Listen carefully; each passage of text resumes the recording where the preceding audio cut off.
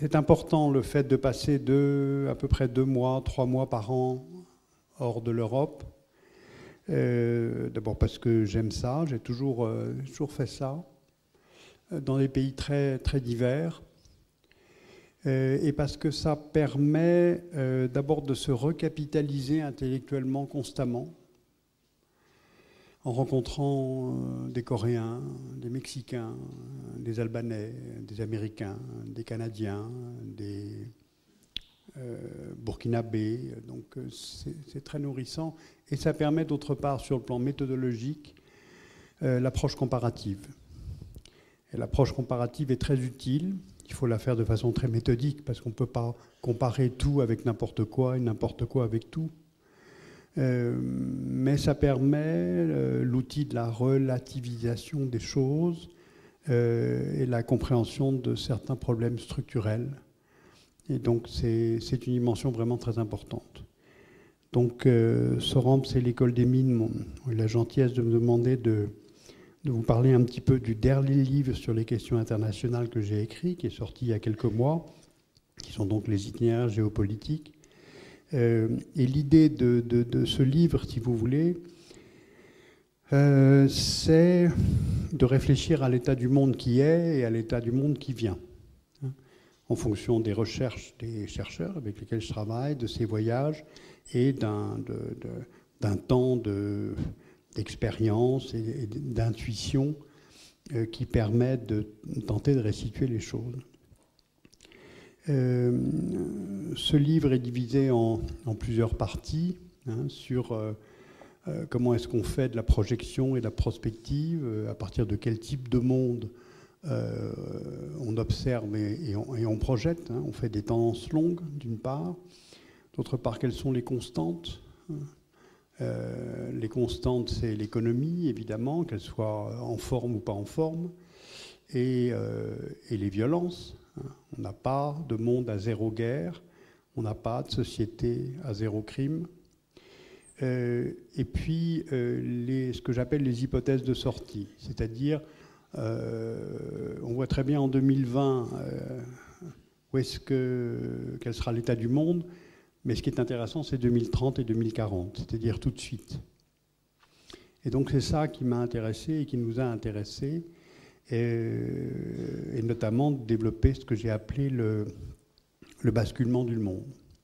Donc ce que je vous propose, c'est j'ai choisi une dizaine de cartes et de schémas qui viennent de ce livre et qui peuvent servir de support à l'explication que je voudrais tenter de donner.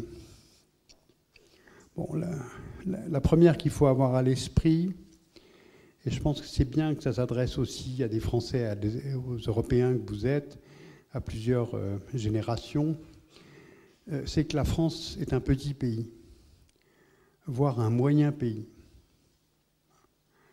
Plus on voyage, plus on navigue, plus on s'aperçoit que d'abord elle est dans un ensemble qui s'appelle l'Europe, plus que l'Union européenne d'ailleurs, et que deuxièmement, ce n'est pas la France du 19e siècle, ce n'est pas la France du 20e siècle.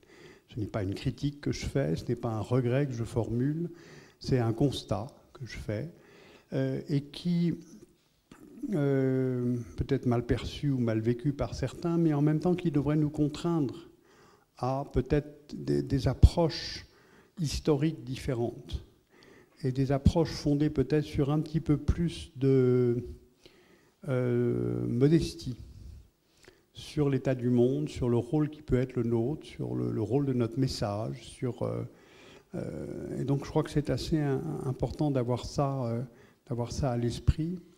Le deuxième élément, c'est que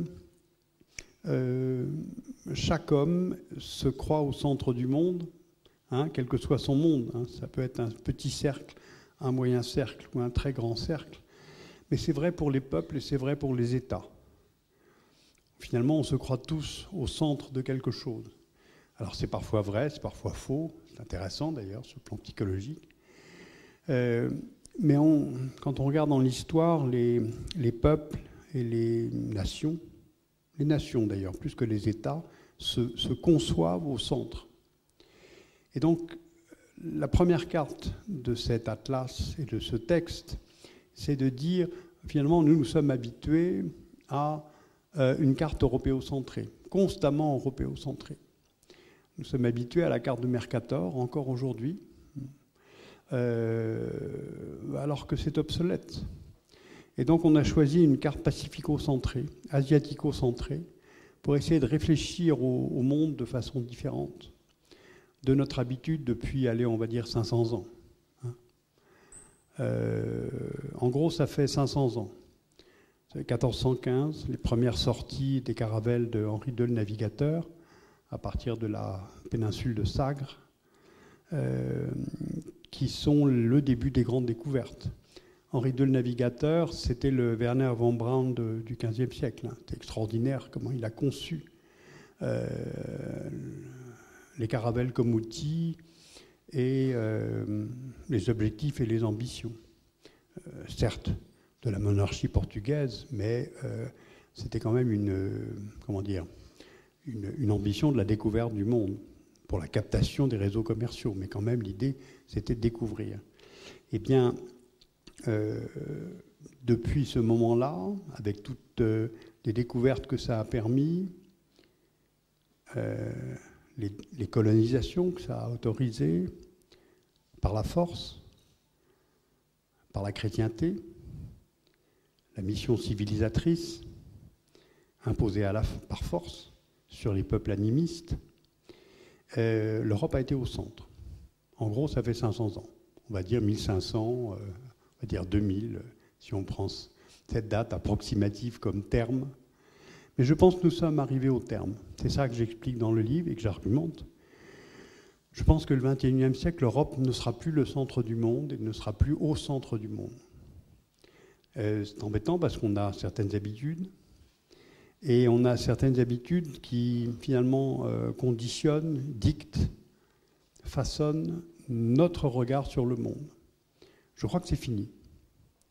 D'ailleurs, j'en suis même sûr. Je dis je crois, mais bon, en fait, j'en suis tout à fait sûr. Pourquoi ? Il y a en tout cas deux grands facteurs qui jouent. Le premier, c'est la démographie, et le second, c'est les différentiels de taux de croissance. Et les différentiels de taux de croissance, ils sont essentiellement entre les pays de l'Europe, et là je parle de l'Union européenne en gros, hein, pour aller vite, et l'Asie, que je fais partir depuis, on va dire, la frontière entre le Pakistan et l'Inde. Je la fais partir de là jusqu'aux Philippines.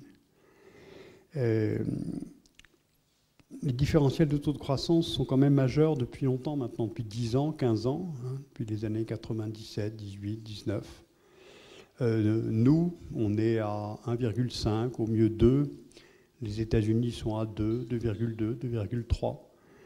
Et les pays d'Asie sont à 5, 6, 7, 8, 9 ou 10% annuels pour la Chine. Alors, s'il était sur 2 ans, je dirais, au fond, ça n'a pas beaucoup d'importance, mais maintenant, ça fait 10 ans. Et ce différentiel de croissance a, à mon avis, un avantage majeur, c'est qu'il vient de sortir 250 millions d'Indiens du niveau de pauvreté à $2 par jour, calculé par la Banque mondiale. En gros, hein, je prends ce chiffre-là. On est à 300 millions pour les Chinois. On est à 50 millions pour les Brésiliens. On est à 30 millions pour l'Indonésie. Donc, ce qui fait qu'en 10 ans, finalement, avec cette croissance, il y a une réduction globale de la pauvreté dans le monde, accompagnée en même temps d'une augmentation des inégalités. Hein. Les deux phénomènes sont parallèles, j'allais dire malheureusement parallèles. Et ce différentiel fait qu'on a l'arrivée de ce qu'on a appelé les marchés émergents, puis les pays émergents, que moi j'appelle États émergés. Ça fait une très grosse différence. Deuxième différence, c'est que finalement ces États qu'on appelle aujourd'hui les BRICS, c'est-à-dire Brésil, Russie, Inde, Chine, On peut ajouter BRICS, on pourrait dire Inde, Chine, Indonésie, arrive l'Afrique du Sud, arrive le Mexique, la Turquie, bien entendu.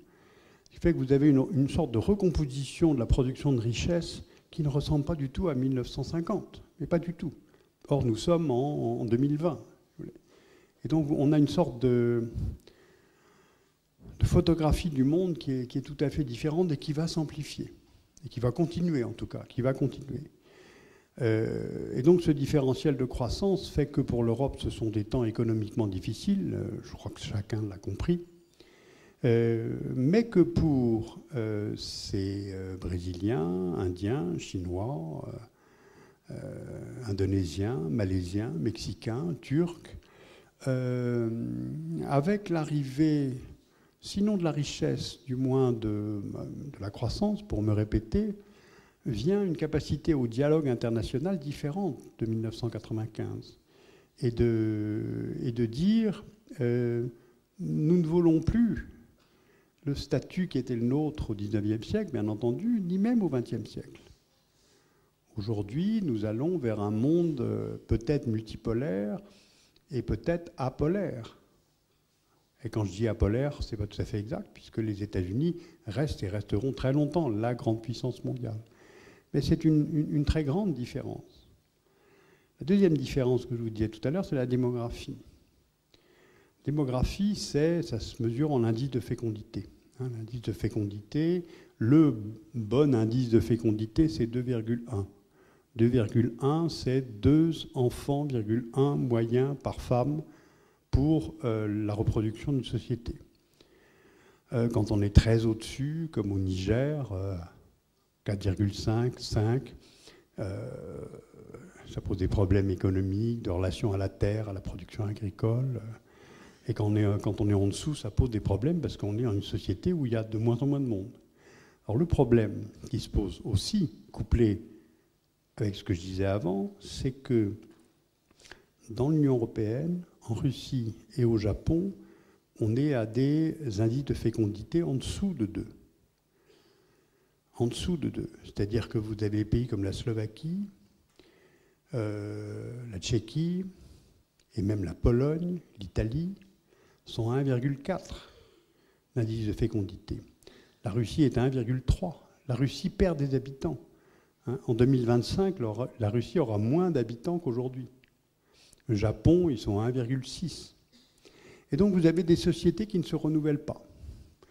Et qui ne se renouvellent pas par le solde naturel, et qui refusent de se renouveler par le solde migratoire.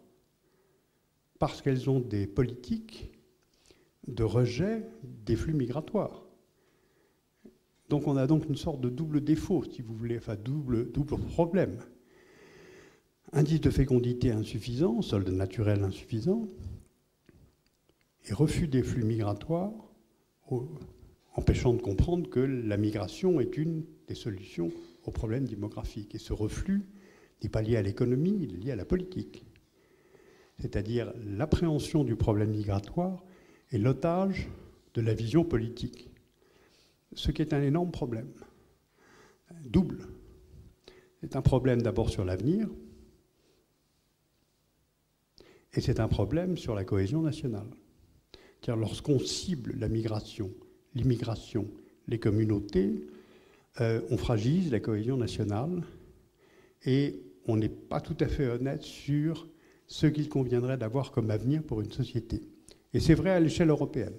On l'a vu en France, en tout cas entre 2007 et 2012, et c'était très net ces dernières années, mais on le voit aussi au Danemark, qui était un pays extrêmement ouvert à la migration. Vous savez, moi, quand je vais aux États-Unis, au Canada, en Australie, le migrant, c'est neutre. Le problème, c'est le clandestin, c'est l'insécurité, et ça, on lutte contre. Mais le migrant en tant que tel, c'est plutôt quelqu'un qui va m'apporter quelque chose plutôt que m'enlever quelque chose. Et l'Union européenne a complètement changé en 10 ans, on va dire 15 ans, dans sa façon d'approcher le phénomène migratoire. Je pense que c'est une vision courte. Je pense que c'est une vision qui refuse de voir le monde tel qu'il sera en 2020, 2030, qui refuse de comprendre que la mondialisation, le chaînon manquant de la mondialisation, ce sont les flux de personnes. Et donc c'est une position finalement extrêmement conservatrice et qui se fige sur la vision traditionnelle de l'enveloppe de la frontière de l'État, de l'enveloppe territoriale, et qui ne comprend pas que finalement les souverainetés peuvent être plus ou moins flexibles. Bon. On n'a pas ce phénomène-là aux États-Unis, en Australie, au Canada, mais de ce point de vue-là, l'Europe, à mon avis, n'a pas compris. Enfin plutôt, elle a très bien compris, mais elle est l'otage de partis politiques populistes, voire extrémistes. Et elle vieillit. Et elle vieillit. Parce qu'on reste quand même riche. On reste riche, et donc on a des politiques de santé publique qui sont bonnes et qui permettent l'augmentation constante de l'espérance de vie. La nôtre, la vôtre, la mienne, etc. Et plus l'espérance de vie augmente, plus nos sociétés vieillissent, parce que pendant ce temps-là, on fait de moins en moins d'enfants. On a donc une sorte de distorsion dans la pyramide des âges, avec de moins en moins de classes d'âge de 0 à 15, et de plus en plus de classes d'âge au-dessus de 65 ans. Or, c'est ça que nous allons avoir à gérer.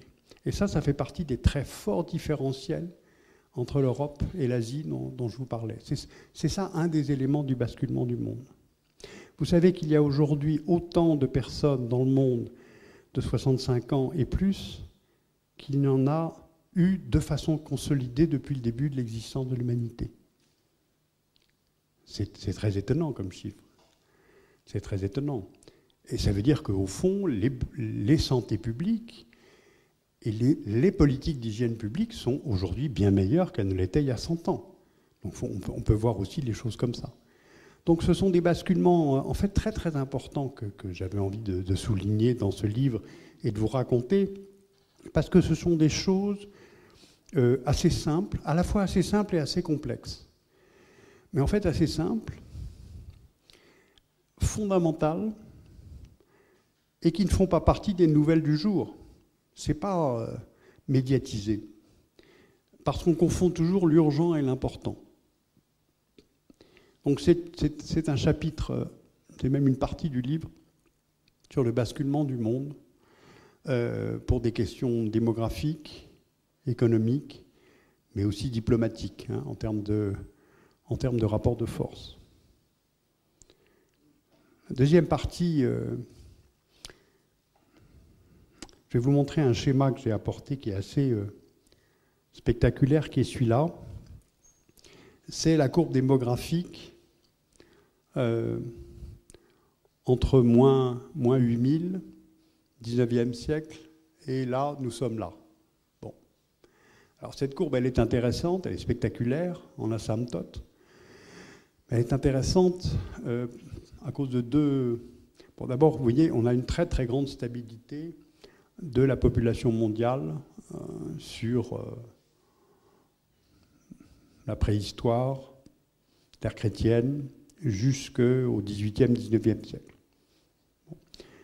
Deuxième chose à observer, c'est ça.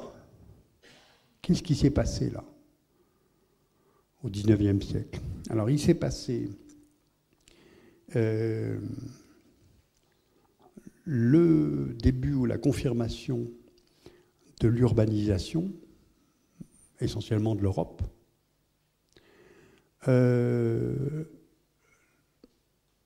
la révolution industrielle, la machine à vapeur, la mécanisation des tâches, le début des politiques de santé publique qui transforment peu à peu l'hygiène publique. Et ça s'est joué en 30-40 ans. Les pays en tête du phénomène étant le Royaume-Uni avec la machine à vapeur, évidemment, la Prusse qui devient l'Allemagne et la France. Ce qui fait que les femmes qui traditionnellement ont 5 enfants et en perdent 4, en 30 ans, ont toujours 5 enfants, mais elles en gardent 4. Et donc le basculement, il se fait là. Et on continue, au XXe siècle, avec cette révolution démographique majeure qui fait qu'on passe de 1 milliard à 7 milliards. Moi, quand j'étais étudiant, il y avait 2,5 milliards d'habitants. Aujourd'hui, je ne suis plus vraiment étudiant, il y a 7 milliards d'habitants en une vie. C'est quand même très intéressant. L'autre chose que je voulais vous dire, et ce n'est pas le sujet dont je vais parler aujourd'hui sur le rapport entre sécurité alimentaire et population, quand j'étais étudiant, quand je faisais donc mon diplôme d'anthropologie, on m'expliquait que la Terre ne pourra pas nourrir 4 milliards d'habitants. L'Inde ne pourra pas nourrir sa population. L'Inde était indépendante depuis seulement 15 ans, et on m'expliquait que l'Inde ne pourra pas nourrir sa population, et la Terre ne pourra pas supporter 4 milliards d'habitants. Donc vous voyez un petit peu les erreurs de perspective. Donc parfois, lorsqu'on pense que la suite de la démographie mondiale, 9 milliards d'habitants, est insupportable au sens premier du terme à la planète Terre, je pense que le problème n'est pas là. Je pense que le problème, il est dans le type de modèle économique que nous avons et que tout le monde absorbe finalement, parce que c'est le moins mauvais. Donc le problème, il est là, dans le type de modèle économique qui transforme toute augmentation de richesse en objet. Le problème, il est là. Il n'est pas là dans le nombre d'habitants sur la Terre.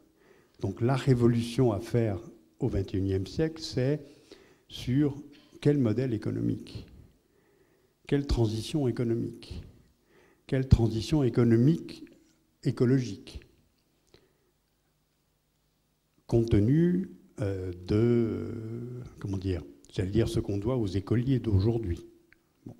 Et ça, ce sont des basculements évidemment très, très importants. La deuxième chose à observer, la troisième chose à observer, c'est qu'on va vers un plafonnement. À mon avis, c'est pas à mon avis d'ailleurs, c'est les diverses études dont on fait la synthèse. Vers 2050, 60, on va vers 9 milliards, puis après 10 milliards. On va vers une espèce de plateau. Et le plateau, ce sera tout simplement la fin de ce qu'on appelle la transition démographique à l'échelle mondiale. C'est-à-dire un équilibre entre la natalité et la mortalité. On aura mis en gros 200 ans à y arriver. Et le continent le plus lent, j'allais dire le plus en retard, mais j'aime pas cette expression, le plus lent, c'est le continent africain. Évidemment, le continent africain qui garde parfois, pas partout, des indices de fécondité extrêmement élevés par rapport aux capacités productives et au taux de croissance de ces pays. Si on fait la comparaison, je vais vous montrer maintenant 4 cartes en anamorphose. Vous savez, une anamorphose, c'est que vous modifiez la superficie d'un pays en fonction des données que vous mettez. Alors là, on a pris le monde, on l'a transformé en îles, comme des îles. Là, on est à l'échelle 1 pour 1, sur les grands ensembles démographiques mondiaux. Et on va les modifier en fonction de leur pourcentage en 1950, en 2000 et en 2050. Et ça donne des évolutions tout à fait intéressantes avec cet exercice cartographique. Bon, là, on est la population en 1950. Vous observez que l'Europe, pas l'Union européenne, l'Europe jusqu'à la frontière russe, est, je crois, à 18% de la population. Je ne sais pas si vous pouvez lire les chiffres ou pas. Non ? Alors, je vais donc vous les dire. Vous croyez qu'on peut baisser un peu la lumière ou pas ?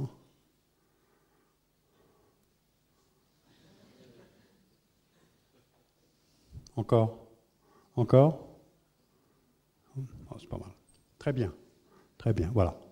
Donc l'Europe en 1950 est à 18% de la population mondiale, l'Afrique à 8,5%, 6,5% pour les États-Unis, 6,5% pour l'Amérique latine, 18% pour l'Inde, 23% pour la Chine et 4% pour la Russie. Bon, retenez bien, 18% pour l'Europe, 23% pour la Chine, 18% pour l'Inde, 8% pour le continent africain. Aujourd'hui, on est à 8% pour l'Europe, en pourcentage de la population mondiale. On a un doublement pour le continent africain, assez grande stabilité pour les Amériques. L'Inde est passée à 23% et la Chine a commencé sa baisse d'importance de la place de la population chinoise dans l'ensemble mondial. Okay ? Donc ce qu'on peut retenir, c'est l'Europe baisse en valeur relative, le continent africain est passé de 8 à 15. Et pour dans 40 ans, l'Europe n'est plus qu'à 6% de la population mondiale, le continent africain est à 22%, l'Inde est le premier pays au monde en termes de population, et la Chine est à 16%. Bon, là, on a des différentiels relativement faibles. Donc à partir de là, je crois qu'on peut tirer plusieurs remarques. C'est que l'Europe, en termes de démographie, dans les décennies qui viennent, va prendre de moins en moins de place. Donc qu'est-ce qu'on fait? Compte tenu du fait qu'on n'en parle jamais. Hein, c'est pas du tout dans un débat public, au Parlement. Alors c'est peut-être du fait que la France s'en tire bien, avec un indice de fécondité moyen de 2, pour des raisons que je n'ai pas le temps de vous expliquer, mais globalement, on n'en parle pas. Bon.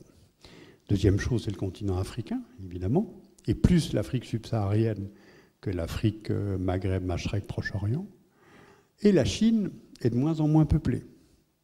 La Chine paye aujourd'hui la politique de l'enfant unique,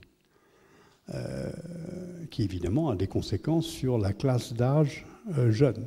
Ce qui fait que la Chine, qui va de mieux en mieux économiquement, a de plus en plus de vieux, enfin l'espérance de vie augmente, donc elle a de plus en plus de vieux qu'il va falloir nourrir. Et comment va-t-on les nourrir? Avec de moins en moins de jeunes qui vont travailler. Donc la Chine est déjà face au vieillissement de sa société. Nous, on dit souvent entre nous, la Chine sera vieille avant d'être riche. Donc vous voyez, ce sont des problèmes structurels tout à fait majeurs. Mais il faut vraiment retenir que l'Europe sera de moins en moins peuplée. Voilà l'autre schéma qu'on a fait sur le vieillissement de la population mondiale. Vous voyez, voilà, on est 100%, 0%. Les couleurs varient en fonction des classes d'âge. Et là, on est sur cette ligne en 1950. Là, nous sommes ici, en ce moment, et 2050. Hein, on garde toujours cette échelle de temps, cet exercice 1950-2050, hein, ce qu'on a fait pour le livre. Le début du changement, c'est il y a 30 ans, à peu près, 40 ans.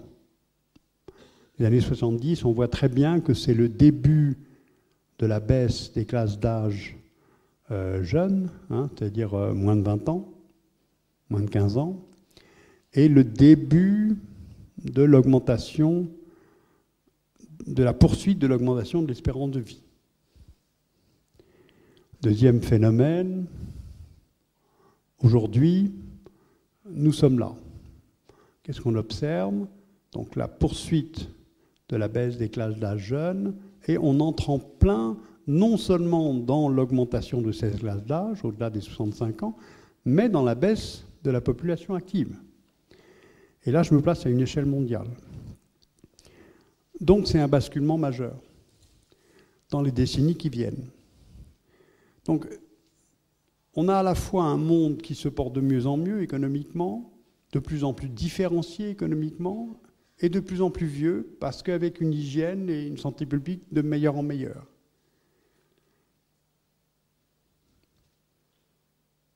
Donc ce sont des changements structurels, extrêmement intéressants à anticiper. Vous savez, quand on fait de la prospective ou de la projection, pour être modeste, parce que la prospective, on se trompe, il y a au moins 2 domaines qu'il faut étudier pour, je dirais même pas être sûr de ne pas se tromper, mais être sûr de réfléchir à peu près correctement. Si vous voulez faire des projections, vous étudiez au moins 2 choses, la démographie et les systèmes éducatifs. Et là, ça vous donne une sorte d'aquarelle de ce qui va se passer dans les décennies qui viennent. Et en plus, ce sont des phénomènes qu'on peut appréhender. Il y a beaucoup de données sur la démographie et beaucoup de données sur les systèmes éducatifs. Je vais vous donner un exemple pour raconter une anecdote et arrêter 2 minutes, pas plus, de vous asséner des chiffres. Il y a des régions du monde où je me rends régulièrement chaque année, notamment en Israël-Palestine. Et la dernière fois que j'y étais, j'ai demandé à l'ambassade de me donner des dives classes. ni de classes, des classes de troisième à peu près, hein, de classes de jeunes Israéliens, 14 ans, 13 ans, 14 ans, et idem de jeunes Palestiniens en Cisjordanie et à Gaza. Et puis, je leur ai demandé de traduire ce qu'ils apprenaient, hein, c'est-à-dire les livres d'histoire, l'histoire de leur pays, de leur nation, je ne sais même pas comment dire d'ailleurs. Et ce que j'ai découvert en lisant ces textes, parce que j'avais je pense que c'était une bonne idée, je vous garantis que ces jeunes Israéliens et ces jeunes Palestiniens qui apprennent aujourd'hui à 13 ans d'où ils viennent et qui ils ont en face d'eux sont incapables de faire la paix dans 10 ans, quand ils auront seulement 23 ans. Et donc là, par le système éducatif, par les livres d'instruction civique ou d'éducation civique ou les livres d'histoire, et d'où on vient et qui on a en face de soi, c'est évidemment tout à fait structurant. Je ne sais pas si vous savez, mais pendant 28 ans a été créée, après le traité d'Élysée en 1963, une commission d'histoire franco-allemande pour faire converger ce qu'on apprend aux enfants d'un point de vue allemand et d'un point de vue français. C'est très intéressant comme travail, parce qu'il mesurait qu'effectivement, il convient peut-être pour les générations qui viennent d'appréhender les choses de façon non pas totalement identique, parce que c'est pas possible. Il y a les intérêts nationaux et il y a l'histoire. Mais c'est pas la peine non plus d'apprendre des visions qui seraient bellicistes, voire belligènes. Et cette commission a travaillé pendant très longtemps, entre 1963 et quasiment 1985. Quoi. Donc ça prend un temps fou, c'est très compliqué. Et donc vous voyez, quand on veut étudier, bon, le passé, oui, mais l'avenir, je pense que, je suis convaincu même que la démographie d'une part et les systèmes éducatifs sont des très très bons outils. Donc à partir de là, on a des chiffres évidemment très, très différents. En 2010, vous avez donc les plus de 65 ans qui sont 500 millions, et dans 40 ans, ils seront 1,5 milliard. Donc vous voyez, en termes de proportion de la population mondiale, ce que ça induit. Donc l'âge médian de la population, c'est simple. Hein. À l'échelle aujourd'hui du monde, il est de 30 ans, et de l'Europe, déjà, il est de 40 ans. Hein. Dans 20 ans, en Europe, 45 ans. En 2050, 46 ans. Donc on a un âge médian de la population qui augmente sans arrêt.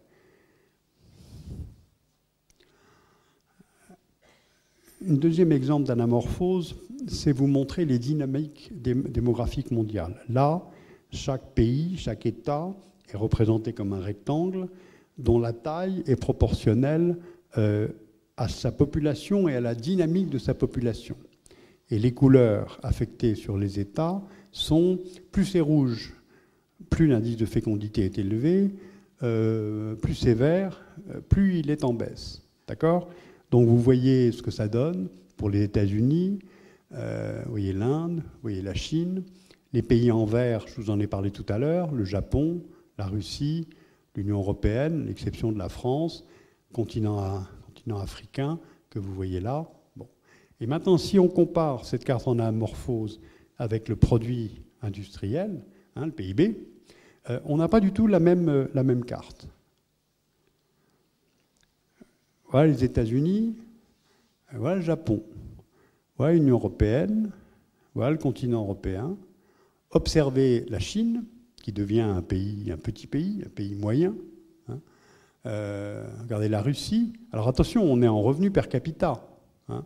Parce qu'aujourd'hui, la Chine est la troisième ou la deuxième puissance mondiale en valeur absolue. Mais en valeur relative, en revenu par tête, avec 1,4 milliard d'habitants, la Chine reste évidemment une moyenne puissance. Bon.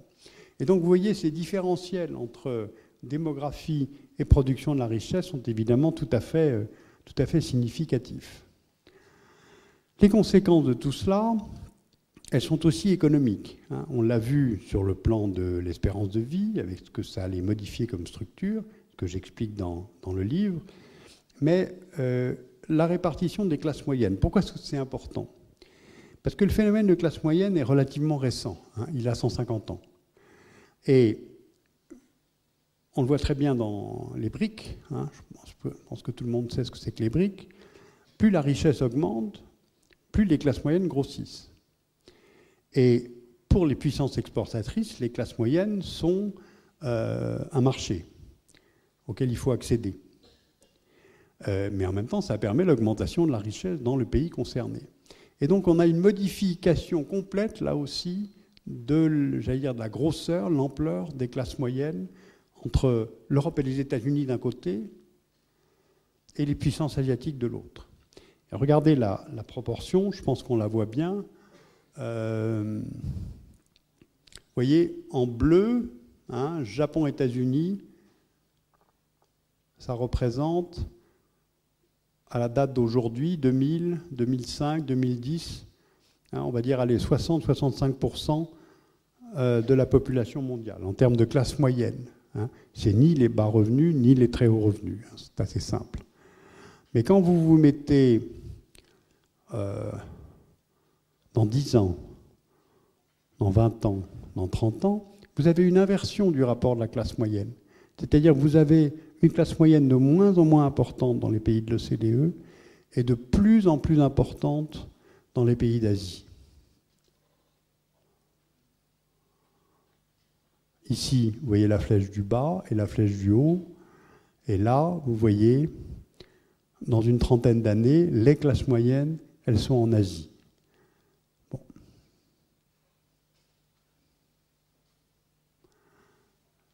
Donc c'est le deuxième ou le troisième, je ne sais plus où j'en suis, grande modification structurelle du monde qui vient devant nous.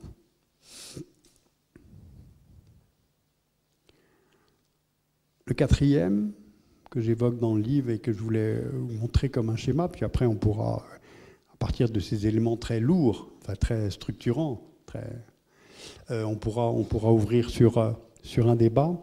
Je vais vous montrer l'évolution de la richesse mondiale. Ce sont des classements que je vous montre. Hein. Ce n'est pas des importances, ce sont des valeurs relatives, hein. Ce n'est pas des valeurs absolues. Je vais vous montrer le schéma.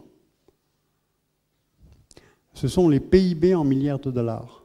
Donc regardez, suivez juste ma démonstration, puis vous comprendrez le schéma. On est là aujourd'hui, d'accord? Les États-Unis. Aujourd'hui, les États-Unis ont un PIB de en gros 15 000 milliards de dollars. Okay, et en 2050, ils auront un PIB qui aura quasiment 2,5 fois un peu plus important, d'accord? Mais en termes de classement, ils auront régressé par rapport à l'Inde et à la Chine. Vous voyez la différence entre valeur relative et valeur absolue. Donc ce qui est intéressant, c'est qu'on voit que les PIB continuent à augmenter, mais que les classements changent. Celui de la Chine aujourd'hui, il est de en gros 10 000 milliards de dollars, hein, mais il sera de quasiment 60 000 milliards de dollars en 2050, c'est-à-dire dans 40 ans. Et 40 ans, c'était quoi, 1980, 1970 à peu près. Donc vous voyez, vous avez à la fois une augmentation de la production de richesse, mais des classements qui évoluent de façon très large. Regardez l'Europe, hein. L'Europe du G8, elle est à 10 000 milliards de dollars, elle double. Mais en même temps, elle perd dans le rang. Elle ne perd pas beaucoup. Bon, en revanche, pour le Japon, c'est beaucoup plus net. Le PIB du Japon, hein, passe de 4 000 milliards à 7 000 milliards. Donc il augmente, mais faiblement. Donc la position du Japon descend très, très, très net. Idem pour la Russie. Le Brésil devient une moyenne grande puissance. Bon. Donc ce sont ces classements qui sont très intéressants et on le voit très bien quand on joue sur les couleurs que ceux qui montent, ce sont les pays émergents, émergés.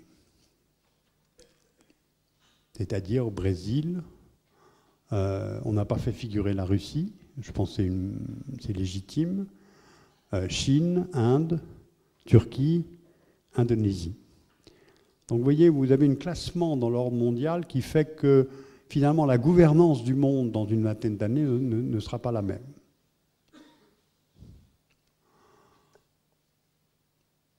Cette croissance, elle s'appuie sur l'utilisation de l'énergie. Et ce schéma, c'est la synthèse de plusieurs rapports qu'on a faits. On ne voulait pas s'appuyer sur un seul rapport. Agence internationale de l'énergie, département américain de l'énergie, département des statistiques européennes, Eurostat, sur l'utilisation de l'énergie sur 60 ans. Hein. Donc vous, là, vous avez 1970, aujourd'hui et 2030, donc 60 ans. Et ce qu'on observe, c'est l'augmentation constante de la demande. Et la deuxième chose qu'on observe, c'est la permanence de l'utilisation des énergies carbonées, d'après ces schémas. Hein, on reste surtout sur le gaz, le pétrole et le charbon, pas de surprise. On a une nette augmentation des renouvelables, mais là encore, en valeur relative, ça reste très faible. Idem pour le nucléaire. Alors sur ce schéma, en fait, parfois j'hésite à le montrer. Parce que je pense que, j'espère qu'il est faux, je pense qu'il est vrai, et c'est très embêtant. Et c'est très embêtant, parce qu'à mon avis, le principal problème aujourd'hui, quand on raisonne en termes d'état du monde, état de l'environnement, ce sont les émissions de CO2 qui viennent des énergies carbonées. Et notre, sinon incapacité, du moins grande lenteur, à passer sur des énergies qui viennent beaucoup plus de la biomasse. Bon. Et donc ce schéma, il est intéressant parce que, on en reparlera dans une trentaine d'années, ici, à l'école des mines, et j'espère que je me serai trompé en faisant cette synthèse-là, parce qu'à mon avis, ce n'est pas une bonne nouvelle. Alors, je voudrais aller un petit peu plus vite parce que je voudrais avoir un temps de débat avec vous.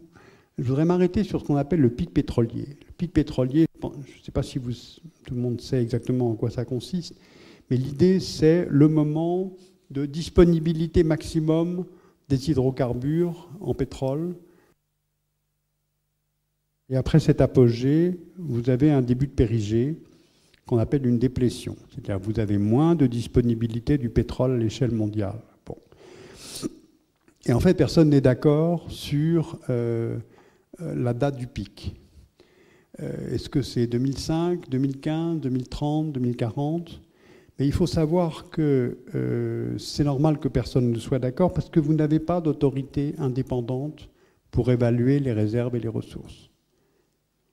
Et donc, qui fait cette évaluation ? Ce sont les compagnies pétrolières et les États pétroliers.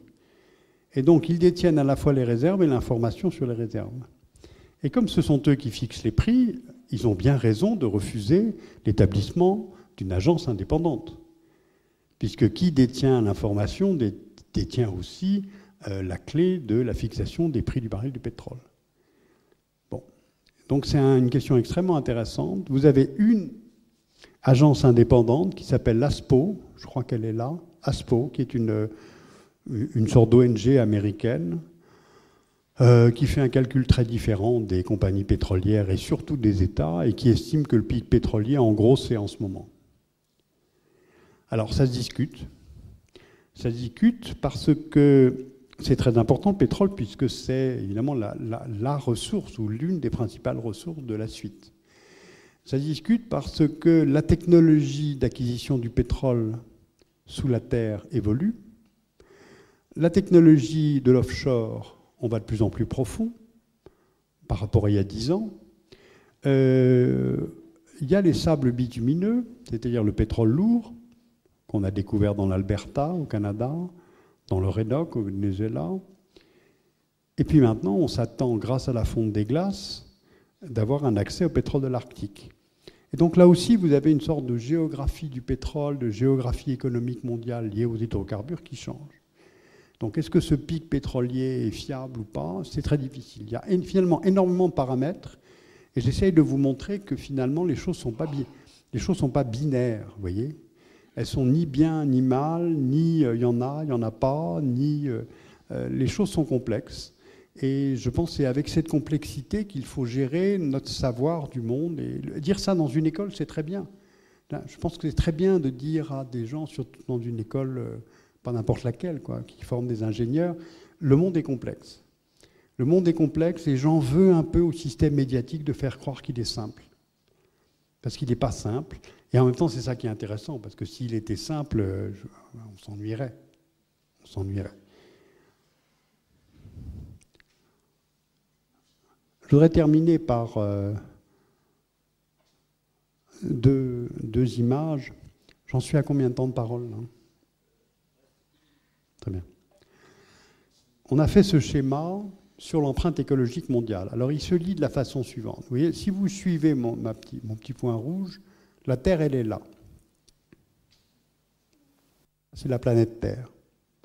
Dans la planète Terre, vous avez comme empreinte les cultures, l'agriculture, pardon, vous avez les dates, 1960, 1980, 2000, 2010, 2030, 2050. Bon. À l'intérieur de la Terre, vous avez en ocre, terre de sienne, l'agriculture, la pêche, l'empreinte de la ponction sur la pêche, les forêts en augmentation, contrairement à ce qu'on croit, légère augmentation, les pâturages en assez forte augmentation, vous voyez, hein, entre 1960 et 2020, l'empreinte des pâturages est assez forte. Elle est assez forte en termes de superficie occupée, mais elle est assez forte aussi en termes d'émissions de méthane. Hein. Vous savez que le bétail dégage du méthane. Hein. Je pense que c'est par les rots des bovidés qu'on dégage du méthane, beaucoup. Et plus il y a de bétail, plus il y a de méthane. Mais ce qui est intéressant qu'on observe, c'est ça. Et ça, c'est les émissions de CO2 à partir de l'énergie carbonée. Et donc finalement, entre 1960 et 1990, on a une biocapacité de la planète Terre à recycler ces émissions de CO2. Mais le dépassement, il est là. C'est-à-dire en gros 1991, c'est-à-dire il y a 20 ans. C'est-à-dire que là, on s'aperçoit qu'on émet plus de CO2 que la Terre n'a de biocapacité à le recycler. Et le cycle se poursuit et s'augmente. Donc aujourd'hui, on en est là. Ça, c'est une planète et demie. Vous voyez le... Voilà. Donc aujourd'hui, on en est là. On en sera là dans 20 ans et on en sera là dans 40 ans. Sauf si on arrive à passer des accords internationaux qui permettent en 30 ans de revenir à une seule planète. En termes, je me place du point de vue du CO2. Je ne me place pas du point de vue des autres empreintes. Et donc le principal problème, plus on réfléchit à ces questions de production de richesse, modèle économique et émissions de CO2, plus on comprend que le problème, ce sont les énergies carbonées.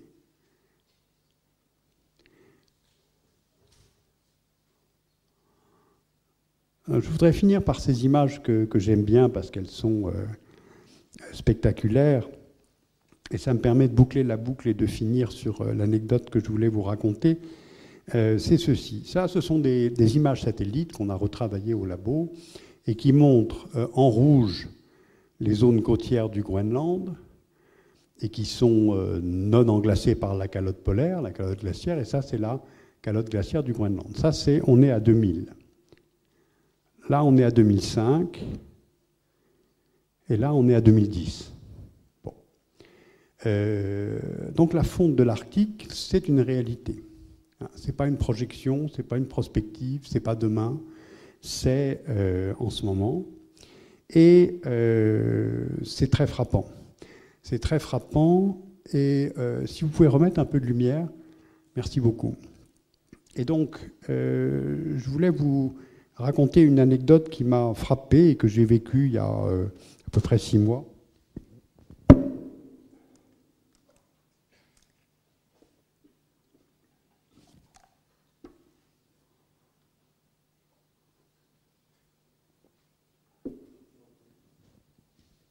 Je ne peux pas faire comme Johnny Hallyday, c'est-à-dire pendant qu'il boit, il y a un solo de guitare qui continue, vous voyez. Moi, je n'ai pas de solo de guitare, donc... Alors, l'anecdote suivante, c'est ça, que je raconte dans le livre, parce que ça m'a beaucoup frappé, et ça m'a donné envie, effectivement, de faire un livre, j'allais dire, plus politique. Politique dans le sens vie de la cité. C'est ceci.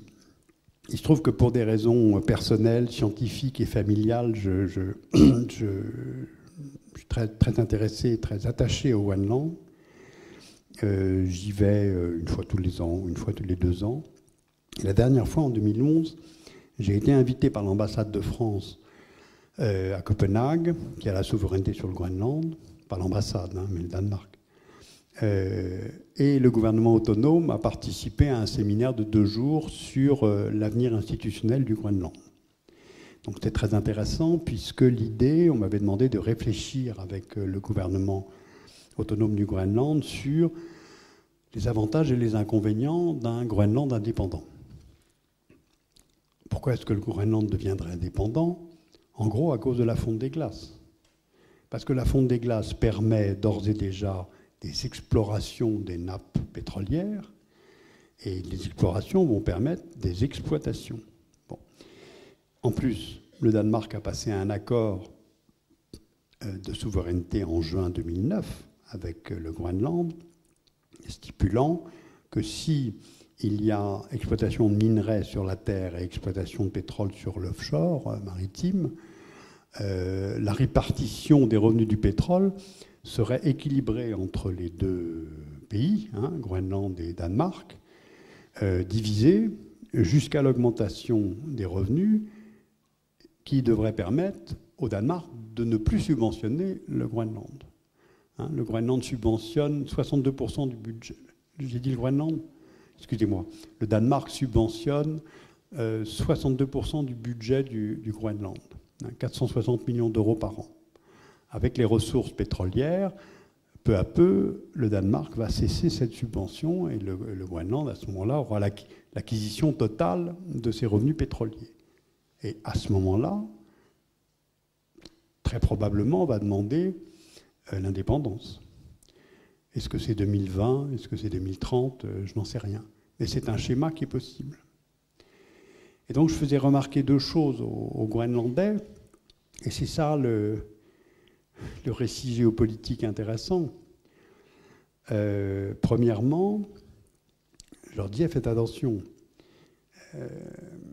Vous avez envie d'être indépendant, vous avez, comme tous les peuples colonisés, même s'il y a pire colonisateur que les Danois quand même, mais il y a une, comment dire, je dirais pas une revanche, le terme est fort, mais tout de même il y a quelque chose de ça dans l'histoire, de réacquérir ou d'acquérir enfin une souveraineté vis-à-vis de la puissance de tutelle.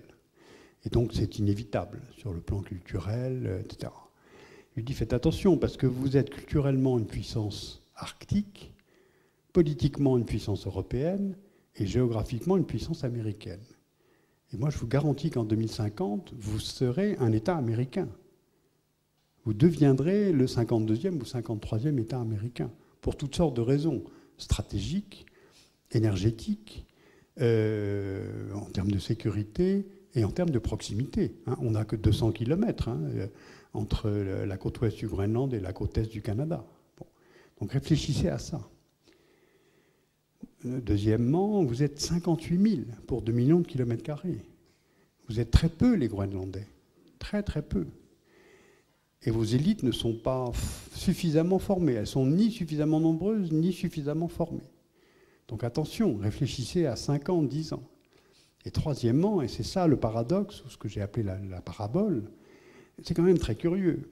Vous êtes les premiers à subir les effets, pour ne pas dire les victimes du réchauffement climatique, qui change complètement le mode de vie du Groenland, qui pose des tas de problèmes que je pourrais vous raconter tout à l'heure, parce que je les ai vus, je ne les ai pas vécus, mais je les ai vus encore l'année dernière. Vous êtes les premiers à être les victimes de ce changement de climat, de ce réchauffement, mais avec l'exploration et l'exploitation du pétrole, que vous appelez de vos voeux, vous allez l'exploiter et donc contribuer vous-même à augmenter ce réchauffement climatique. Il y a donc une espèce de paradoxe, de contradiction, de cercle qui se ferme sur lui-même, qui est un peu désespérant, parce qu'on ne voit pas très bien sur quoi ça ouvre finalement. En tout cas, je peux vous garantir que ça ne va pas ouvrir sur un refus d'exploitation. Là, je suis sûr que non. Ce sera exploité en 2016-2017. Et en même temps, on n'a pas le droit de retirer aux Groenlandais le droit, la légitimité d'explorer des ressources qui sont sous leurs pieds. Après tout, de quel droit, moi, petit Français, moi, petit Européen, qui a bien vécu depuis 1945, on dirait aux autres, vous savez, il ne faut peut-être pas exploiter parce que finalement, vous allez émettre du CO2. Et donc la contradiction, elle est très très forte. Elle est historique, elle est économique, elle est sur l'avenir. Et donc je trouve que c'est une symbolique, une parabole extrêmement intéressante et en même temps tout à fait concrète, puisque je l'ai tirée d'un récent voyage au Groenland. Bon, voilà quels étaient les schémas et les cartes que je voulais vous montrer comme introduction à cette réflexion géopolitique. Ben, je vous remercie de m'avoir écouté et donc maintenant on peut discuter.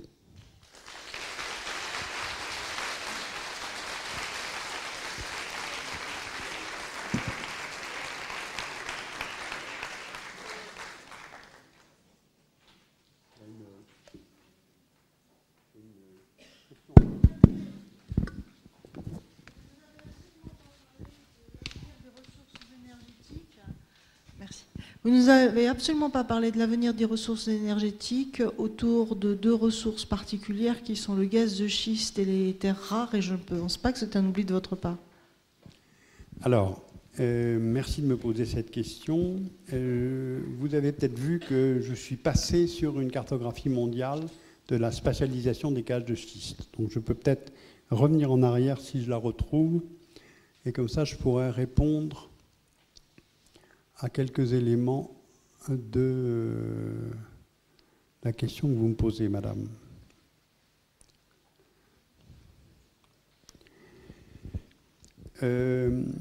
Sur les gaz de schiste, voilà où on en est à peu près de la spatialisation des connaissances. C'est intéressant parce que la localisation des ressources en gaz de schiste est différente de la localisation des ressources en gaz naturel et en gaz naturel liquéfié. Ce qui fait qu'on a là aussi une géographie économique différente. Bon. On a fait une anamorphose du gaz naturel, de la présence du gaz naturel. Regardez ce que ça donne. Le Qatar. Grande puissance de gaz naturel et de gaz naturel liquéfié. Bon. On a donc une répartition de la présence du gaz de schiste qui est tout à fait différente et qui réinscrit, par exemple, l'Union européenne dans le champ des puissances capables de produire de l'énergie de ce point de vue-là. Bon. Vous savez qu'il y a beaucoup de calculs qui sont faits sur le fait de considérer que la prochaine grande énergie, c'est le gaz, ou les gaz. Et dans les gaz, il y a le gaz de schiste. Bon. Donc je crois que la première chose qu'il faut retenir, c'est la présence différenciée du gaz de schiste, et se rappeler, par exemple, je viens de lire dans une revue très intéressante la présence importante de gaz de schiste en Pologne. Vous savez que c'est important pour la Pologne parce que ça voudrait dire finalement à 5 ans de faire chuter la dépendance de la Pologne de sa dépendance vis-à-vis de la Russie. Et là, c'est une vision historique de la Pologne, c'est-à-dire ne plus être dépendant de la Russie. Ils sont arrivés à s'extraire de cette dépendance en entrant dans l'Union européenne, en entrant dans l'OTAN. Le problème, c'est qu'ils sont toujours dépendants du gaz russe. Et donc, la Pologne souhaite exploiter son gaz de schiste. Le problème qui se passe, c'est qu'au niveau technologique et environnemental, ce n'est pas satisfaisant. La technique de fracturation hydraulique n'apporte pas du tout les garanties. Je pense que c'est très connu.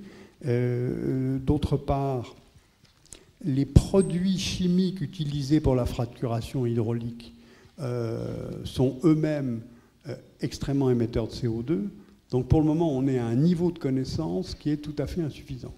Le problème, si je puis dire, c'est que vous avez des États qui appliquent ce qu'on peut appeler le principe de précaution, à peu près comme la France. Regardez la réglementation qui est sortie en novembre 2011. Vous avez quand même la possibilité d'exploiter pour faire des expérimentations.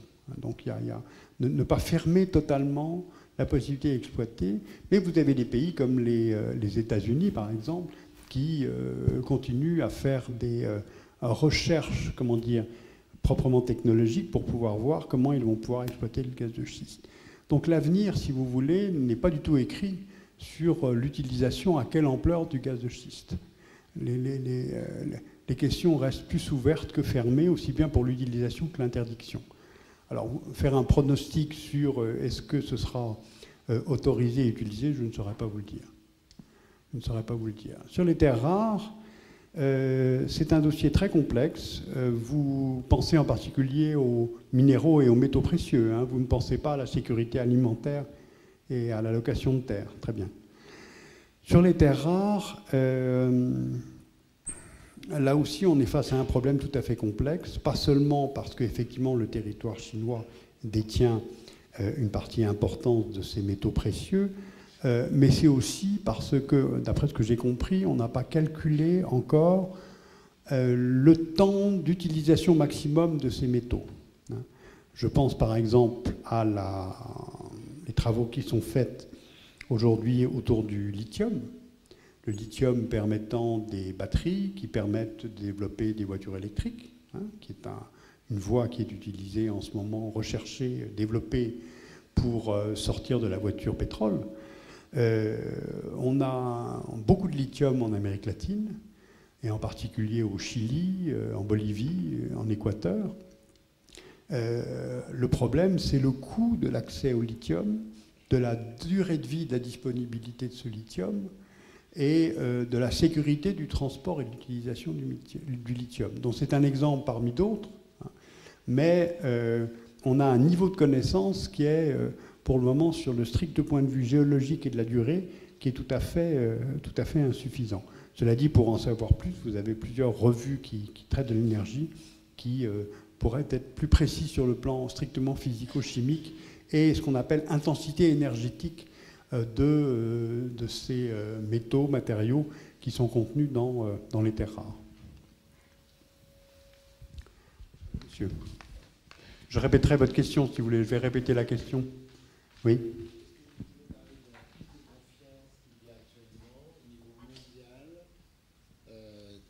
Dans l'économie dominante capitaliste. Alors, monsieur me demande qui a l'air sans issue. Vous n'auriez pas une question plus simple? Parce que vos projections sont intéressantes. Mais bon, les projections que vous faites sont très intéressantes. Je suis là parce que je vous regarde à la télé et je trouve que c'est très bien ce que vous faites. Bon, maintenant, on est dans une situation sociétale qui est carrément catastrophique, non? Alors, vous me posez une question ou vous faites une assertion? Écoutez, merci, mais je pense que la réponse est contenue dans votre question. Au moins, je connais votre point de vue.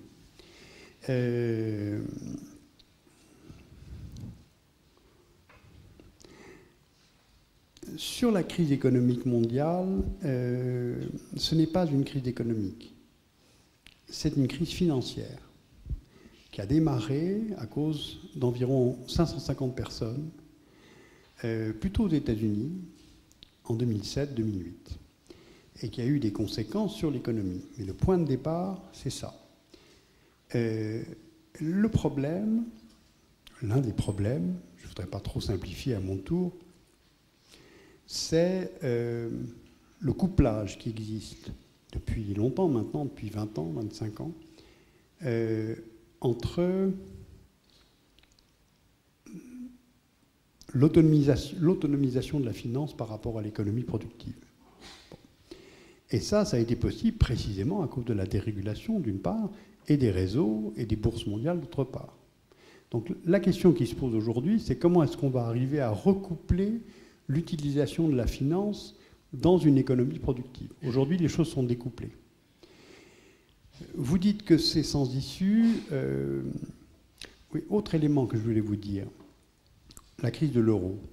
Pour moi, qui ne suis pas un analyste financier, je ne vois pas une crise de l'euro. Je vois une crise de la gestion des budgets nationaux. Les déficits qui se traduisent en dette au Portugal, en Espagne et bien entendu en Grèce, au point de départ, ce n'est pas un problème de monnaie, c'est un problème de gestion. Pour simplifier les choses, on gère son compte comme un bon père de famille, comme un bon étudiant, sans trop emprunter. Et là, vous avez des États qui ont emprunté à l'excès. Alors attendez, je finis mon raisonnement. Donc pour moi, il n'y a pas une crise de l'Europe, il n'y a pas une crise de l'euro, il y a les compétences de personnel politique qui gèrent des budgets nationaux. Bon.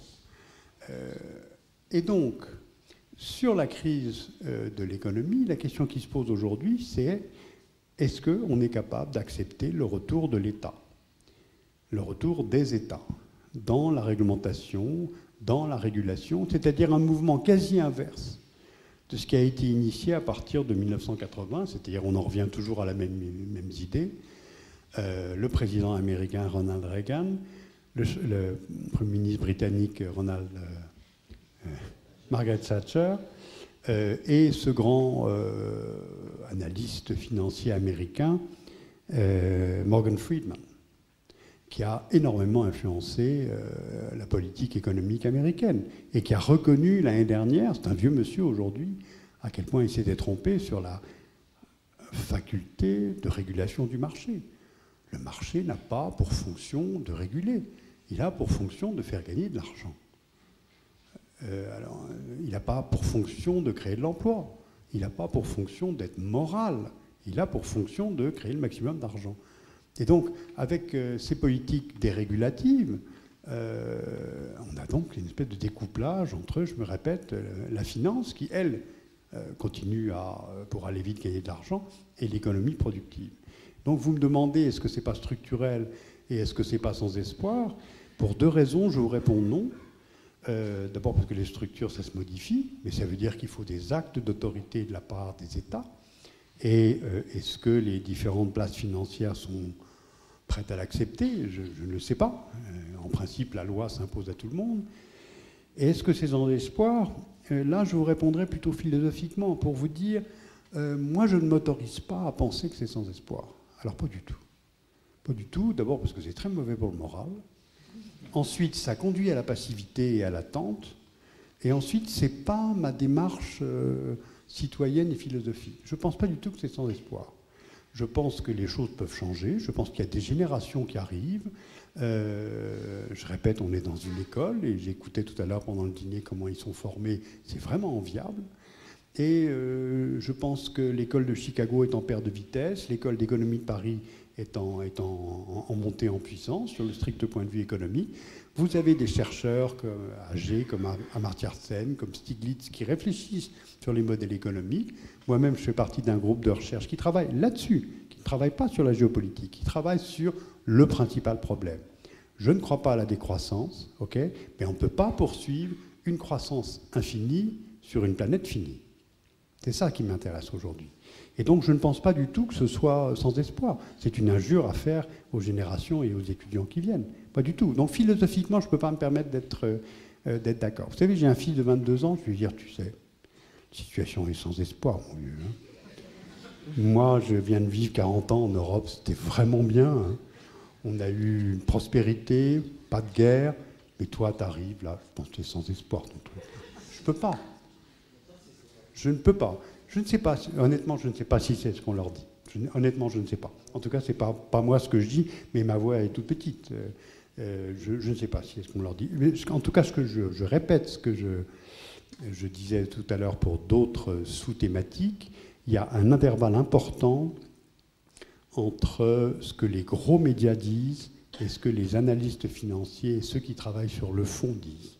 Voilà. Il y a une simplification de la part des premiers et une connaissance, une compétence des dossiers de la part des... Donc attention entre la réalité et le perçu. Oui, j'ai une autre question. Vous m'entendez? Je suis là, si vous voulez me voir. Oui, alors monsieur d'abord et ensuite monsieur, d'accord? Voilà. Une question un peu plus générale par rapport au traitement, quand vous traitez un sujet sur votre livre ou votre émission. Par rapport à l'objectivité que vous avez, j'imagine que vous essayez d'être le plus objectif possible, ou pas, je ne sais pas. Mais voilà, je vous donne un exemple, parce qu'il y a une émission des Dessous des cartes qui avait marqué, qui parlait de l'implantation des colonies israéliennes en Palestine, tout ça. Et c'est vrai qu'à la fin de cette émission, le constat était vraiment en défaveur de la politique menée par Israël. Et j'imagine que si j'avais entendu ce style d'émission en Israël, je n'aurais pas forcément fait le même constat. Vous, comment vous faites quand vous préparez ça pour essayer de donner des faits réels et d'être le plus objectif? Est-ce que vous l'êtes vraiment? Est-ce que vous auriez un autre exemple que le territoire israélien? Non, parce que c'est vrai pour argumenter dans votre sens. Ben non, parce que j'imagine que c'est que vous avez vos idées, mais que peut-être d'autres personnes ne pensent pas ou n'analysent pas les choses de la même façon. Nous, en tant que spectateurs ou en tant que lecteurs, pour avoir un esprit critique, comment on doit... Voilà. Alors, merci de votre question parce que c'est fondamental. Je suis objectif, mais je ne suis pas neutre. En travaillant avec les chercheurs, je leur demande, je leur apprends une chose très simple, les faits. Et la géographie aide à établir les faits, à peu près, quand on peut les spatialiser. Et l'exemple que vous me servez sur un plateau des implantations israéliennes, c'est de la géographie pure. C'est de l'urbanisme. C'est-à-dire qui construit, où et qui vient habiter. Ensuite, je vous signale que le ministère de l'Intérieur israélien fournit lui-même les chiffres de l'augmentation des implantations. Bon. Ensuite, si j'ai parlé, vous voyez, deuxième élément, ok ? Troisième élément, je reprends votre vocabulaire sur les implantations israéliennes, c'est parfait. Je n'ai pas parlé de colonies. Ce sont ceux qui sont contre les implantations qui parlent de colonies. Moi, je parle d'implantation. Mais je vais plus loin que ça dans l'émission. Je crois me souvenir d'avoir dit on voit une augmentation du nombre d'implantations israéliennes en Cisjordanie, comme les Israéliens, et de colonies, comme disent les Palestiniens. À ce moment-là, j'utilise le vocabulaire des uns et des autres pour dire que, évidemment, la perception n'est pas du tout la même. Donc, pour répondre à votre question, en termes d'objectivité, les faits, la spatialisation, les données. Ça, c'est le plus objectif possible. Maintenant, je vous disais, je suis objectif, mais je ne suis pas neutre. Je pense qu'Israël fait un mauvais calcul pour sa propre sécurité. Je pense d'autre part que c'est une région où je vais à peu près une fois par an, que Israël a réglé le problème israélo-arabe. Avant, on parlait des guerres israélo-arabes, mais n'a pas réglé le problème israélo-palestinien. Or, il est en position suffisamment de force pour se le permettre. Sur le plan militaire, sur le plan de l'hydrologie, sur le plan commercial, Israël est totalement intégré dans la mondialisation, mais ils ne peuvent pas le régler à cause du poids de l'histoire. C'est-à-dire qu'ils ont importé avec eux le besoin de créer d'autres victimes à leur côté. Vous voyez ce que je veux dire ? Moi, quand je discute avec des Israéliens, en gros, on ne sort pas de ce logiciel qui consiste à dire « nous sommes seuls les victimes ». Il n'y a qu'un holocauste. Il n'y a pas d'autres génocides. Ou plutôt, il y a un holocauste et les autres génocides, ce n'est pas la même chose. Le Rwanda ou les génocides des Khmers. Les Israéliens, et quand je dis les Israéliens, ce n'est pas bien ce que je dis, il ne faut jamais généraliser. Vous avez l'association Peace Now en Israël qui fait un travail beaucoup plus équilibré. Mais j'ai été très frappé à chaque fois que je vais en Israël de l'incapacité de sortir de ce logiciel géopolitique et historique qui consiste à dire nous sommes seuls détenteurs de la notion de victime. Et donc les Palestiniens, non, ce ne sont pas des victimes. Il y a un mépris des Israéliens, de certains Israéliens nombreux, vis-à-vis des Palestiniens, qui, moi, dans ma vision du monde et des peuples, est odieux, absolument odieux. Mais quand on dit ça aux Israéliens, ça ne fonctionne pas, parce qu'ils sont seuls propriétaires de la notion de victime. Et deuxième élément, je me souviens très bien l'avoir dit publiquement une fois, on peut critiquer le gouvernement israélien, seul gouvernement démocratique de toute la région du Moyen-Orient, sans être antisémite. Eh bien non, on ne peut pas, parce qu'il y a un couplage complet et de plus en plus marqué aujourd'hui entre Israël et antisémitisme. Quand j'avais dit ça publiquement, et je crois que je l'avais dit dans un dessous des cartes, j'avais passé 3 semaines absolument passionnantes à Jérusalem pour essayer de repérer les frontières invisibles, c'est-à-dire les frontières non matérialisées. Et donc j'avais dit ça, c'est-à-dire qu'on a le droit de critiquer le gouvernement israélien sans être antisémite. Et j'ai reçu 150 courriers électroniques, dont la moitié d'insultes, disant « Mais si, mon grand, mais si tu es antisémite, allez, ne te cache pas derrière le fait que tu ne le sais pas toi-même. » Et donc, on est piégé dans ce débat-là. C'est-à-dire qu'en fait, on n'a plus de marge de manœuvre démocratique pour discuter. C'est pas possible, puisque si on discute, on est antisémite. Et si on est antisémite, on veut la destruction d'Israël. Donc on n'avance pas démocratiquement, on n'avance pas territorialement, on n'avance pas sur les institutions et on n'avance pas sur la symbolique historique non plus. Vous voyez ? Donc à partir de votre question sur est-ce qu'on est objectif ou neutre, etc., voilà ce que je peux vous répondre sur Israël, qui est un cas particulier. Il y a 2 cas particuliers. Il y a ça et tout ce qui est Balkans. Balkans, c'est super sensible. Et à chaque fois que je fais une émission sur les Balkans, c'est toujours difficile. Alors je vous signale que je fais toujours lire mes textes par un Palestinien, par un Israélien, et pour les Balkans, par un Albanais du Kosovo et un Serbe du Kosovo, par exemple. Et les retours que j'ai, évidemment, ne sont pas les mêmes. Mais après, c'est moi qui décide. C'est moi qui décide. Donc là, voilà comment j'essaie d'équilibrer l'objectivité. Donc j'essaye que le corps de l'émission soit objectif, et la conclusion à la fin, en plateau, je ne suis pas tout à fait neutre. Voilà ce que je peux dire sur Israël. Il y a des thèmes où j'ai une certaine fierté de ne pas être neutre. Oh, c'est très simple, vous savez. C'est oui, je suis philo-européen. Je pense que l'Union européenne, c'est une bonne chose. Oui, je pense que la crise de l'environnement est tout à fait majeure. Je pense que la purification ethnique en Yougoslavie est une chose absolument ignoble. Le retour de la notion de pureté ethnique en Côte d'Ivoire ou en Yougoslavie est une chose ignoble. Là, je ne suis pas objectif. Je ne suis pas neutre. Je pense, comme citoyen, que c'est un rétropédalage historique qui est absolument ignoble. Donc il y a des choses où je pense que la politique de l'exécutif républicain américain pendant 8 ans a été une politique internationale dramatique. Une façon de dresser les États-Unis contre, pas seulement les terroristes, mais la civilisation islamique. Je pense que ça fait beaucoup de dégâts. Donc parfois, je ne suis pas neutre. J'essaie d'équilibrer les choses comme ça. Mais cela dit, honnêtement, si j'avais été vraiment pas objectif longtemps, l'émission, immodestement, ne durerait pas depuis si longtemps. Parce que je pense que les gens sentent très bien le respect que je porte. Il est double. Respect apporté à la personne dont on parle et à la personne à qui l'on parle. Vous voyez, c'est une sorte de double mécanique. Vous voyez ce que je veux dire ? Et je ressentais ça, mais c'était juste pour savoir, vous, parce que ça doit être délicat justement à essayer d'être objectif. Et donc, est-ce que vous disiez en faisant lire un Palestinien, un Israélien, voilà, ça répond un peu à ma question. Ça me montre voilà, quelle technique vous utilisez ou votre méthode pour essayer justement d'être le plus objectif. Bah écoutez, je viens de vous répondre. Ouais. Très bien, merci. Monsieur Victor, bonsoir.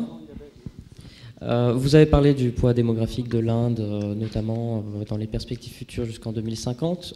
Vous savez qu'il y a un fort déséquilibre de naissance entre les garçons et les filles en Inde. Il y a environ 140 garçons pour 100 filles. Ce sont des tendances qui semblent s'aggraver.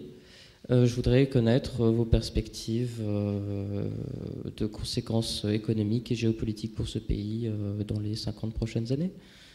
Merci. Alors 50 ans, c'est pas facile quand même, mais on va se trouver avec l'Inde dans un problème, une configuration proche de celle de la Chine. C'est-à-dire finalement, sans la politique de l'enfant unique, sous la contrainte en Chine, on va se retrouver avec sensiblement le même problème pour l'Inde. C'est-à-dire avec un pays économiquement qui va de mieux en mieux, où on a donc une espérance de vie qui augmente et en même temps un nombre de filles indisponibles, si je peux me permettre, pour la reproduction de la société. Donc là où je vous remercie de votre question, elle est très maligne, c'est-à-dire que est-ce que ce sont des facteurs de fragilisation des succès économiques en 2020-2030 ? Alors je ne saurais pas vous le dire, ça dépend aussi de la configuration internationale, mais ça dépend aussi de la capacité des régimes sociaux et des régimes de retraite à mettre en place pour supporter cette classe d'âge âgée et qui avant était supportée par les systèmes de solidarité familiale et villageoise et qui le sont de moins en moins dans une société de plus en plus urbanisée. Donc vous voyez, toutes les choses se relient entre elles et on est dans une société finalement au XXIe siècle qui change profondément. C'est les sociétés rurales, elles sont de plus en plus urbaines. Et pour l'Inde, c'est tout à fait marqué. Ceci dit, le correctif à appliquer, je vous rappelle que l'Inde est un pays émergé, une grande économie internationale, mais vous avez encore 72% de la population indienne qui vit au-dessous des $2 par jour. C'est tout à fait incroyable, la tension dans ce pays. Vous avez un pays, grande économie, grande démocratie, Mais vous avez 32% du territoire qui est tenu par la guérilla naxalite, hein, dans tout le corridor est du pays. C'est tout à fait étonnant. Personne ne le sait, personne n'en parle, mais vous avez des dizaines de morts chaque mois par la guérilla naxalite. Bon. Donc il y a plein d'aléas qui contribuent à répondre de façon imprécise à la question que vous me posez. La démographie, vous l'avez bien présenté, pose un grave problème.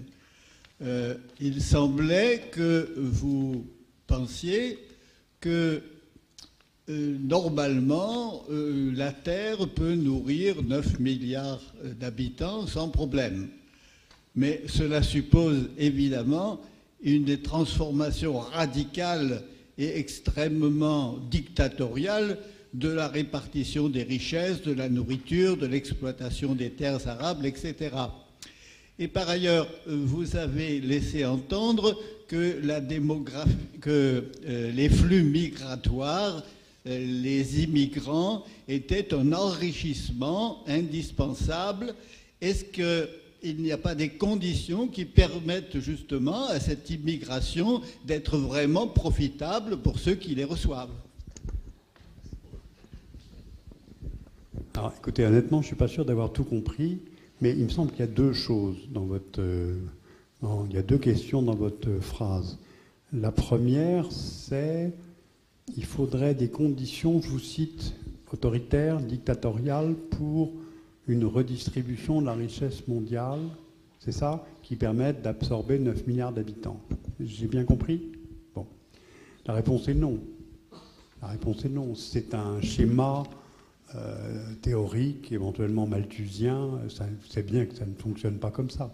Vous n'aurez pas... D'abord, vous n'avez pas d'autorité unique, vous n'avez pas de gouvernance mondiale qui imposerait une redistribution de la richesse. Vous voyez bien que ça ne fonctionne pas comme ça. Et quant au fait qu'elle soit autoritaire, plus on avance dans le temps, les décennies passées, plus on a de démocratie. Et tant mieux. Et tant mieux. Aujourd'hui, vous avez un état du monde qui est beaucoup plus démocratique qu'en 1989. On oublie de le dire. Et donc, je ne pense pas du tout que lorsqu'il y aura 9 milliards d'habitants, on irait sur un schéma autre. Non, je pense que le problème, il n'est pas tellement dans les régimes politiques. Je pense que le problème, il est dans les mécaniques économiques internationales. Le problème, c'est pas la production de la richesse, c'est la redistribution de la richesse.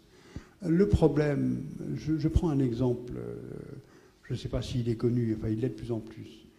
L'augmentation en asymptote de nombre de personnes en surpoids, en obésité et en diabète n'existait pas il y a 50 ans. Pourquoi ? Parce qu'il y a 50 ans, les gens bougeaient et que le système de l'agroalimentaire mondial, qui aujourd'hui produit le type d'aliments qu'on connaît et y distribue, crée ce surpoids et cette obésité. Et donc le problème, il est économique. On ne peut pas avoir un régime autoritaire, politique, qui dise « je ne veux plus d'obèses dans mon pays, dans 10 ans ça doit être terminé, voilà les conditions, etc. » C'est pas possible. Pas possible. Donc ne confondons pas les mécaniques politiques avec les mécaniques économiques et autoritaires. Et c'est intéressant votre question parce que je ne sais pas si vous savez qui est James Hansen, qui est le climatologue de la NASA. Bon. Et il a dit un truc qui m'avait beaucoup frappé, je crois que c'était l'année dernière aux États-Unis, dans une conférence. Il disait le problème du réchauffement climatique, du changement climatique est d'une telle ampleur que la seule façon d'appliquer le correctif sur 20-30 ans serait qu'on passe tous à des régimes autoritaires. Les régimes démocratiques n'y parviendront pas, pour des raisons faciles à imaginer. C'est terrifiant, et on ne passera pas au régime autoritaire, et moi-même je serai le premier à me battre pour qu'il n'y ait pas de régime autoritaire, tout en étant convaincu que le problème du changement climatique est un problème majeur. Donc pour répondre à votre question, je ne pense pas que ce soit un problème politique. Je pense que c'est un problème économique. Et là, pour le coup, je suis un peu préoccupé, pour ne pas dire sans espoir. Je trouve qu'il y a une force de la part de ces groupes agroalimentaires mondiaux qui est vraiment très très grande. Et les correctifs à appliquer sont minoritaires par rapport à cette force productive. La deuxième partie de la question, oui, évidemment, oui, il y a des conditions d'accueil des immigrants, conditions de lutte contre le clandestin, oui, c'est évident. Là, je sais pas trop quoi vous répondre, mais je pense que la réponse est contenue dans votre question. Oui, bonjour. Donc, j'aurais plusieurs questions à vous poser, mais alors, je vais me contenter juste à une seule. Déjà une seule serait pas mal. Vous parlez de plusieurs choses, donc notamment sur des problèmes liés économiques, on va dire sur des changements de richesse qui se propagent des pays du Nord vers le pays du Sud. Vous parlez des problèmes aussi liés de l'environnement et des problèmes sur les différentes politiques qui sont, on va dire, plus bipolaire, comme il y a pu avoir il y a une certaine époque, on va dire multipolaire. Donc la question que je vais vous poser, c'est est-ce qu'on va tendre vers un ordre mondial unique, comme vous l'avez peut-être un peu supposé en disant que la solution serait peut-être que tous les États deviennent des États dictatoriaux, enfin ce que l'un un personnage que vous avez dit. Donc voilà, ma question c'est ça. Est-ce qu'on pourrait aller sur un ordre mondial qui pourrait on va dire, essayer de résoudre tous les problèmes que vous avez posés? Je vous remercie. Youpi. Écoutez, déjà, on n'arrive pas à se mettre d'accord sur ce qu'il convient de faire en Syrie. Déjà. Donc l'ordre mondial, pour le moment, il est tenu, verrouillé par les 5 membres permanents du Conseil de sécurité qui sont là depuis 1945 et qui n'ont pas l'intention de changer la composition des membres permanents. Ils ne veulent pas le changement. L'Allemagne, on refuse l'entrée de l'Allemagne. La France et le Royaume-Uni ne veulent pas enlever leur siège pour laisser à la place l'Union européenne. Les États-Unis ne veulent pas que le Brésil, grande puissance, entre comme membre permanent. Donc vous voyez, ça fait combien de temps? 15 ans que la réforme des Nations Unies est sur le plateau et ça ne bouge pas. Bon. Donc de là à imaginer qu'on pourrait avoir une autorité unique, une gouvernance mondiale qui permet de résoudre comme ça tous les problèmes que je viens d'évoquer, on en est très très loin. En revanche, ce sur quoi il convient de travailler, et il y a des travaux, mais c'est sûr que ça paraît très lent, c'est sur la gouvernance mondiale financière, hein, je l'ai un petit peu évoqué. Sur les mécanismes de redistribution, j'ai quelques doutes. Sur la gouvernance mondiale judiciaire et policière, je pense que ce serait une très bonne chose, hein, parce que pendant ce temps-là, vous avez quand même une augmentation de la criminalité mafieuse, hein, qui est elle aussi portée par la mondialisation, et surtout la création d'une OME. Il y a un OMC, mais il n'y a pas d'OME, avec capacité de sanction, Organisation mondiale de l'environnement. Bon. Et là, ce sont des outils de gain dans la gouvernance mondiale. Mais de là à ce que ce soit et global et traite toutes ces questions, reparlons-en dans 40 ans, peut-être. Alors, bonsoir plutôt. Alors, au vu des récents événements politiques qui s'est passé en Afrique du Nord récemment, quelles sont vos perspectives sur ces pays maghrébins au niveau international dans les 15 prochaines années? D'abord, ils ont beaucoup de problèmes intérieurs à régler. Hein, vous le savez comme moi, hein, sur le plan des institutions, sur le plan des opinions publiques, de ceux qui ont fait ces printemps arabes. Quand ce sera stabilisé, il y a un truc où votre question portait sur l'inscription de ces États dans l'international, dans l'économie internationale. Vous savez que ce sont des États qui sont très très peu intégrés à l'économie mondiale, très peu inscrits dans la mondialisation. Le commerce sud-sud est très très faible. L'essentiel de leur commerce, il est sud-nord, c'est-à-dire il est toujours avec l'Union européenne, selon exactement les schémas qui existaient jusque dans les années 60, à la fin des colonisations. Donc la première chose qu'auraient à faire ces États, c'est à ouvrir les barrières douanières et tarifaires et les barrières tout court entre le Maroc et l'Algérie, l'Algérie et la Tunisie et la Libye et l'Égypte, et donc de créer une zone sud-sud comme l'Union européenne l'avait fait en 1957, si vous voulez. Et là, ça permettrait à ce moment-là de s'inscrire plus facilement dans l'économie mondialisée. Le problème qui se pose pour ces États, c'est